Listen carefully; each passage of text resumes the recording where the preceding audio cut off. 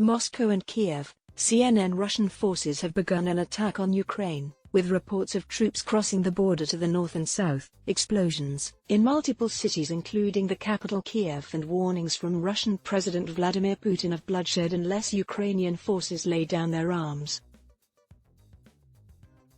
The offensive that Russia called a special military operation came as world leaders attempted to avert catastrophe with a meeting of the United Nations Security Council amid warnings that a possible invasion could start the biggest war in Europe since 1945. The first blasts were heard at around 5 a.m. Thursday, prompting immediate condemnation from the United States and its allies, which have threatened to enact full-scale sanctions in response to Russian military aggression. As air raid sirens rang out across Kiev early Thursday, Ukrainian President Volodymyr Zelensky moved to enact martial law, and government ministers accused Moscow of launching a full-scale invasion. As dawn broke,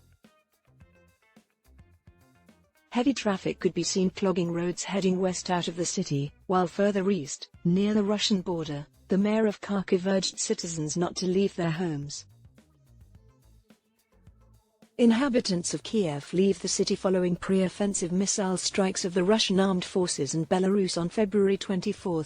Ukraine Foreign Minister Dmytro Kuleba tweeted on his official page that peaceful Ukrainian cities are under strike and called the situation a war of aggression.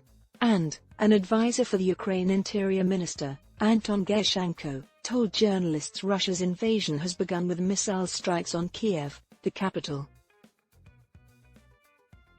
CNN witnessed, through a live-stream video, troops atop a column of military vehicles entering Ukraine from a border crossing with Belarus. The live-stream video was taken at the Senkivka, Ukraine crossing with Vasilyevka, Belarus. The column was seen entering Ukraine around 6:48 a.m. local time. Military vehicles are seen on a live-stream video entering Ukraine at a Belarus crossing. In recent weeks, Russia has amassed a significant number of troops, vehicles and tanks in Belarus near the border with Ukraine. During that time, the two countries have held joint military exercises across the countries and near the Belarus-Ukrainian border. CNN teams in Russia and Ukraine also heard blasts from several parts of Ukraine, including near the capital Kiev and the city of Odessa, and images released by the Office of President Zelensky showed large explosions to the east of the capital Kiev with huge columns of smoke rising into the air. The General Staff of the Ukrainian Armed Forces said 5 Russian aircraft and a helicopter were shot down early Thursday. Claims Russia denied via state news agency TASS. An explosion is seen in the Ukrainian capital of Kiev early Thursday, February 24.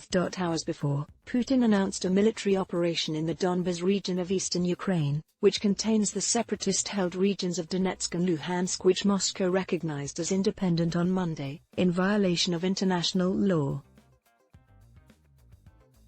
In the address, broadcast live on Russian national television, Putin urged Ukrainian forces to lay down their arms and go home, saying all responsibility for possible bloodshed will be entirely on the conscience of the Ukrainian government.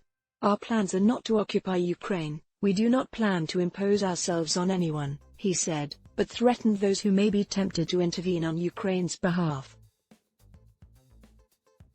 Whoever tries to interfere with us, and even more so to create threats to our country, to our people, should know that Russia's response will be immediate and will lead you to such consequences as you have never experienced in your history, he said.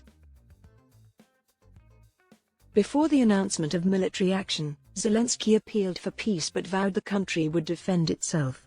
If we are attacked militarily, if they try to take away our freedom, our lives, our children's lives, we will defend ourselves, the Ukrainian president said, in a speech in Russian and directed at Russian citizens. When you attack, you will see our faces and not our spines, our faces. U.S. President Joe Biden issued a statement saying Russia had launched an unprovoked and unjustified attack on the Ukrainian people. President Putin has chosen a premeditated war that will bring a catastrophic loss of life and human suffering, he said. Russia alone is responsible for the death and destruction this attack will bring, and the United States and its allies and partners will respond in a united and decisive way. The world will hold Russia accountable.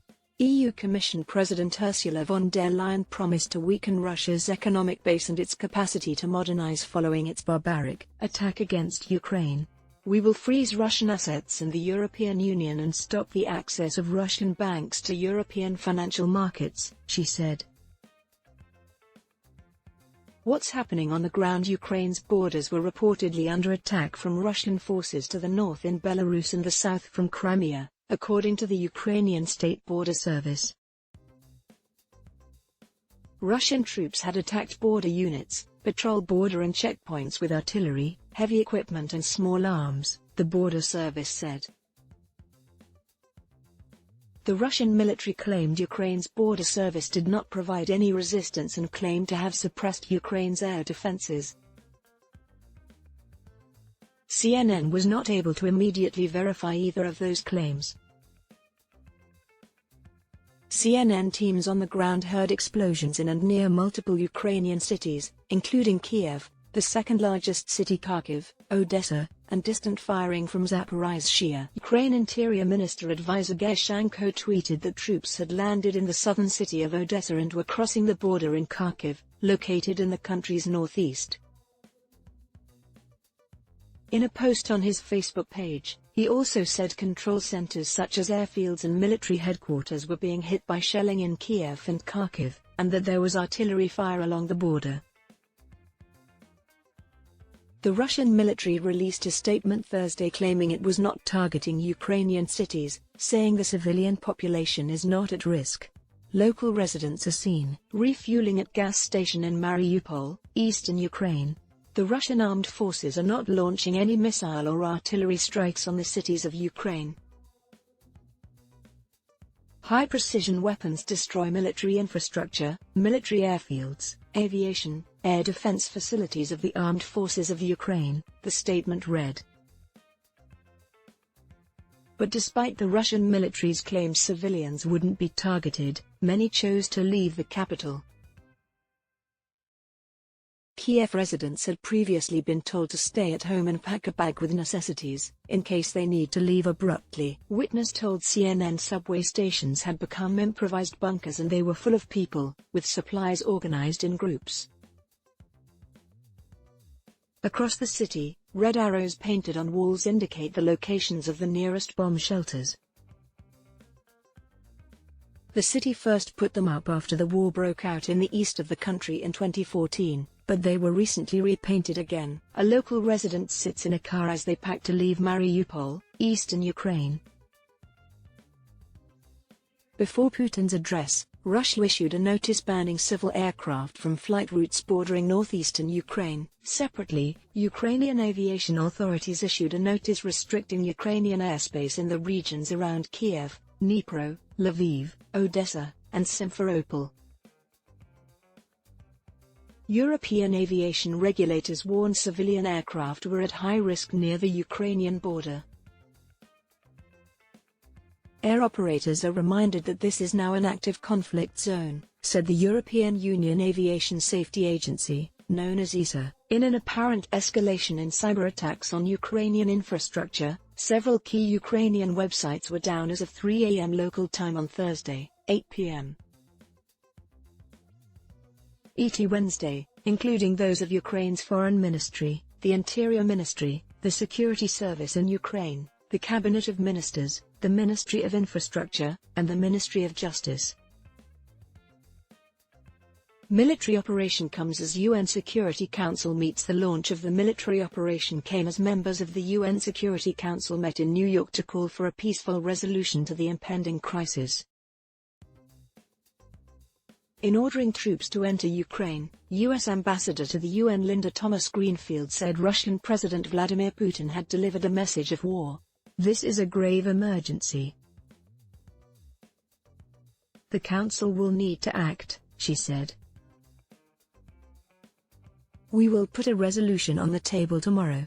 Her Ukrainian counterpart Sergei Kyslytsya begged the Security Council to help stop a war, saying it was too late to speak about a escalation. "It is the responsibility of this body to stop the war," Kyslytsya said. "So I call on every one of you to do everything possible to stop the war," he added, looking around the room. Just watch it. See Ukrainian ambassador's reaction as Russian counterpart defends Moscow's attacks. Replay more videos. Must watch. See Ukrainian ambassador's reaction as Russian counterpart defends Moscow's attacks. So 1:49 Permanent representative of the Russian Federation to the UN Vasily Nebenzia said the aim of Russia's military operation in Donbas was to protect locals who have been suffering genocide at the hands of the Ukrainian government for over 8 years. "The root of today's crisis around Ukraine is the actions of Ukraine itself, who for many years were sabotaging its obligations under the Minsk package of measures," said Nebenzia. CNN's Darya Tarasova and Vasco Kotovio in Moscow and Julia Kessa in Kiev contributed reporting. Adblock test: why,